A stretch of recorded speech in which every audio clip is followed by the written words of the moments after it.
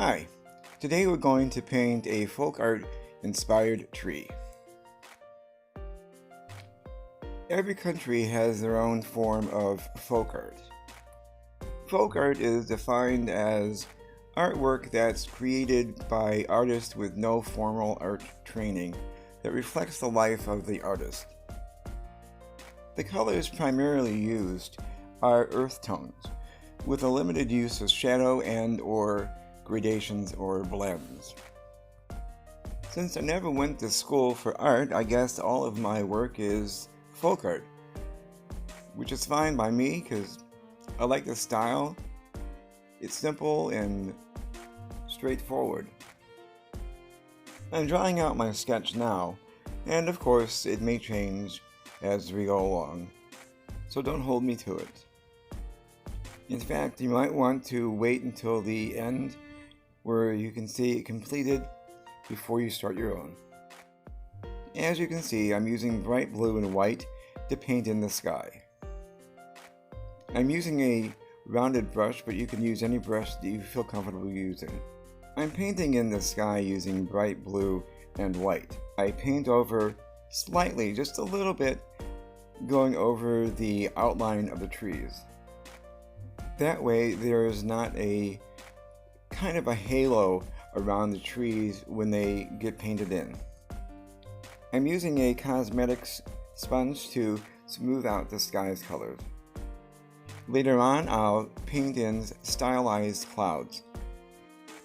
Now it's time to paint in the trees. Here I'm using apple tart, but you can use whatever green you have. Make sure it's a mid-tone and not so bright or dark.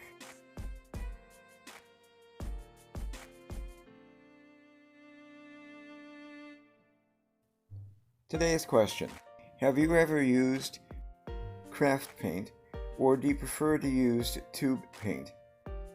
Do you have a preference as to which one you use? Letting me know in the comment section will allow me to more completely fine-tune the material that I present to you. For the center of the tree, I mixed in bright yellow with sap green. And for the foreground here, I'm using a combination of primarily just a sap green, but I'll also be mixing in some of the brown and navy blue as well. In painting a landscape, the background is always going to be lighter. The midground is going to be a little darker, and the foreground will be darker still, with more detail. Here I'm doing a little bit of wet on wet blending. Wet on wet blending is always easier when the paint is at least a little bit wet.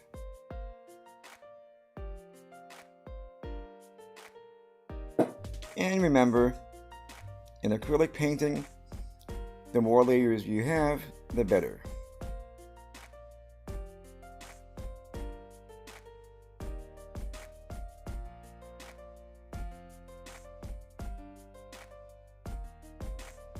For this part, I used a little bit of the brown and mixed it in with a little bit of blue. Now this center part, you can use whatever you want. Remember, this is your world, these are your trees, you can do whatever you want.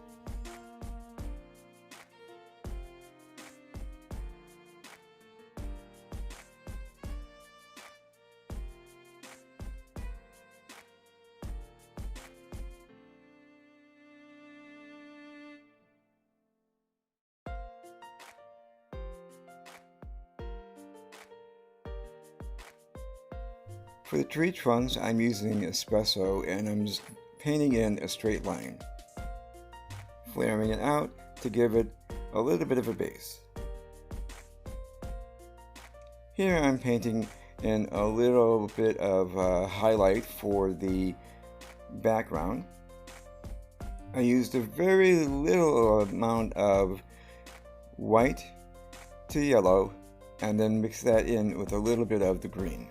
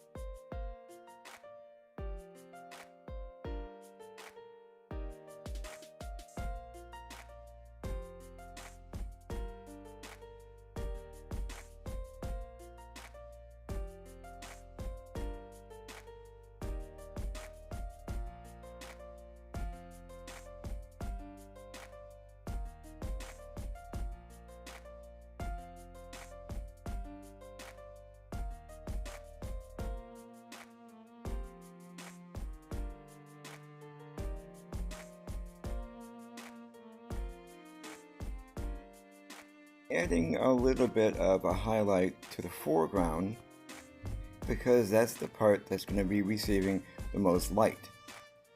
As we move down further, I'll add more darkness or shadow. When blending in, as I said, it's easier when the paint is wet. However, if the paint that you just painted is drying out a little bit, you can always add more of the original color to create the softer blend. Blending may seem a little more difficult than other parts, but once you get the hang of it and you do it a few times, it'll be really easy.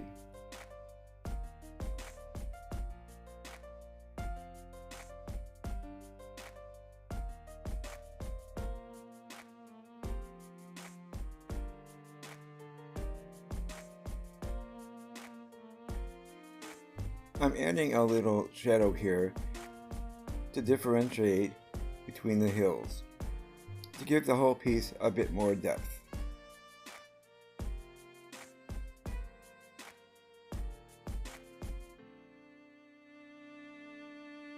And I'm adding a little bit of highlight in the trees.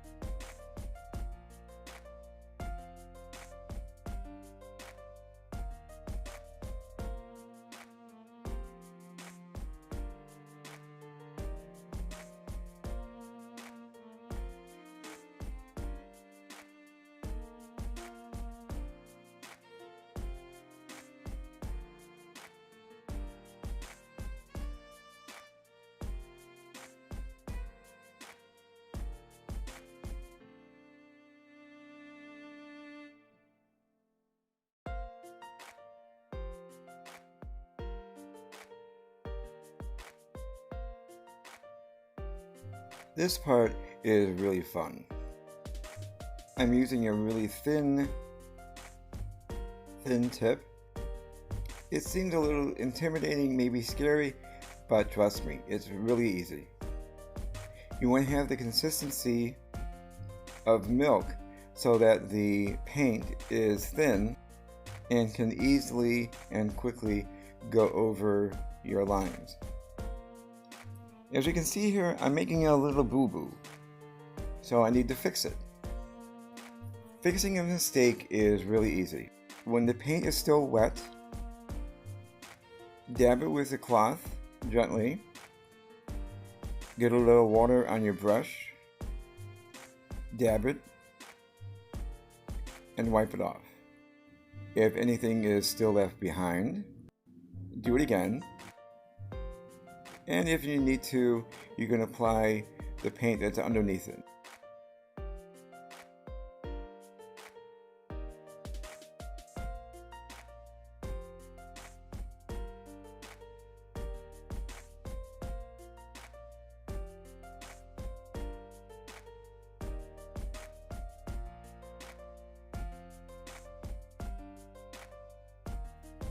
And then repaint the area. And voila! All finished. No one will ever be the wiser. To paint in the lines, use a fine tip brush. Load up the brush with a little bit more water than you're used to, so that the paint itself is really thin and comes off easily. And take your time.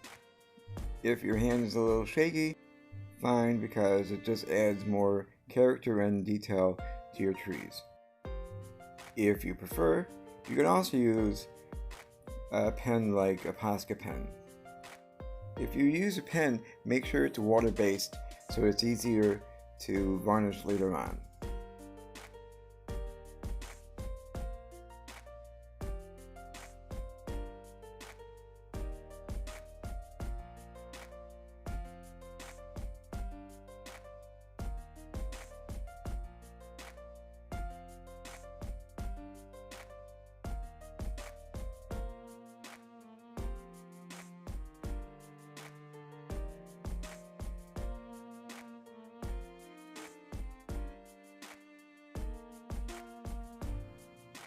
We could have just left the sky by itself, but I thought it maybe could use a few clouds.